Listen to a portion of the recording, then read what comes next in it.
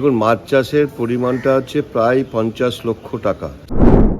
আমরা দেখেছি বন্ধ হিন্দমোটর ফ্যাক্টরি থেকে মাল বেরোচ্ছে, মাছ চুরি হচ্ছে। এই যে মাছ চাষ হচ্ছে, এটা তো আমি এর আগেও শুনেছি। তা মাছ চাষ করা যারা করছে তারা বেআইনিভাবে করছে। এই মুহূর্তে দাঁড়িয়ে আছি বন্ধ হিন্দমোটর কারখানার ভেতরে।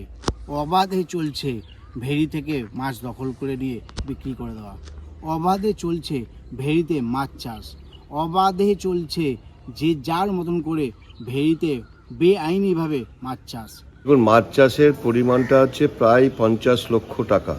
এই 50 লক্ষ টাকার ভাগ নিয়ে ইতিমধ্যেই একাধিকবার তৃণমূলের বিভিন্ন গোষ্ঠীর মধ্যে লড়াই হয়েছে। আমরা দেখেছি বন্ধ হিন্দমোটর ফ্যাক্টরি থেকে মাল বেরোচ্ছে, মাছ চুরি হচ্ছে এবং দেখছি বিভিন্ন বিল্ডিং ভেঙে ভেঙে নিয়ে যাচ্ছে। ওখানে মাছ চাষ থেকে শুরু করে বেআইনিভাবে, যেখানে সরকার অধিগ্রহণ করছে সেখানে বেআইনিভাবে মাছ চাষও হচ্ছে, মাছ চুরিও হচ্ছে। এইটা আমার দলীয় পর্যায়ে আমাদের মধ্যে এটা নিয়ে অনেকবার মিটিং হয়েছে। আমরা তীব্র এটা প্রতিবাদ করছি। এটা দ্রুত প্রশাসনের নজর দেওয়া উচিত এবং অপরাধীদের এগেনস্টে কঠোর শাস্তির ব্যবস্থা করা উচিত। কে চাষ করছে না করছে, কারা করতো না করতে, এগুলো তো আমরা জানি না। এই যে বন্ধ হিন্দমোটর কারখানা আমি দেখাবো, এই যে বন্ধ হিন্দমোটর কারখানা দেখতে পাচ্ছেন, এই বন্ধ হিন্দমোটর কারখানার ভেতরে একাধিক ভেড়ি আছে।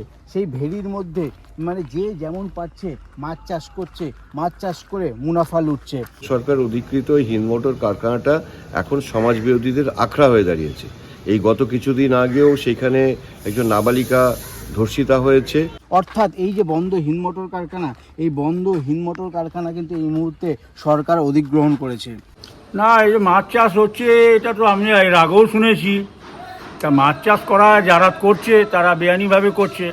হ্যাঁ, এটা তো ঠিক, কিন্তু দলের বিরোধী এরা কি দল করে কি না কি আমার জানা নেই। কিন্তু যাদের নাম আসছে তারা চিন্তা ভাবনা করুক, নিজেদের ভাবেন। তাদের লোক করছে, তারা যদি নজর না দেয় তাহলে কারা দেবে? হ্যাঁ, এটা যে করছে অন্যায় করছে, যারা তুলছে তারা অন্যায় করছে। প্রশাসন নজর দেওয়া উচিত। ভোটের মুখে এই কাজগুলো না হওয়াটাই বাঞ্ছনীয়। আর এই যে কারখানার ভেতরে যে জমিগুলো আছে, সেই জমি তো সরকারি জমি। সেই সরকারি জমিতে কি করে মাছ চাষ করতে পারে? এক তো হচ্ছে কারখানার ভিতরে মালপত্র বেরিয়ে আসছে, আমরা এর আগে আন্দোলন করেছি, সেটা নিয়ে মিডিয়াও হয়েছে। এখন ওই যে পুকুরটা বা ঝিলটা, সেই ঝিলটার মাছ চাষ অবৈধভাবে হচ্ছে। যদি সরকার মাছ চাষ করে থাকে তো তার জন্য তো সরকারি কোষাগারে টাকা যাবে, তার জন্য তো টেন্ডার হবে। একটা চোর চোর চোর, মানে কথায় আছে চোরের মায়ের বড় গলা।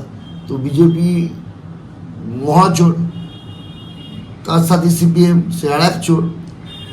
34 বছরে বাংলাটাকে লুটে পুটে খেয়েছে, ভারতবর্ষকে লুটে পুটে খাচ্ছে।